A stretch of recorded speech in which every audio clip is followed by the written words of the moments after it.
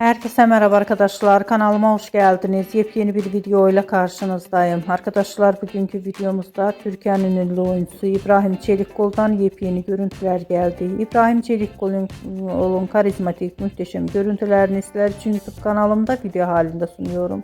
Umarım beğenirsiniz. Arkadaşlar, videomu beğendiyseniz kanalımı izlemeyi ve bildirim butonuna basmayı unutmayın. Şimdilik benden bu kadar olsun. Yeni videomuzda görüşmek üzere. Hoşça kalın.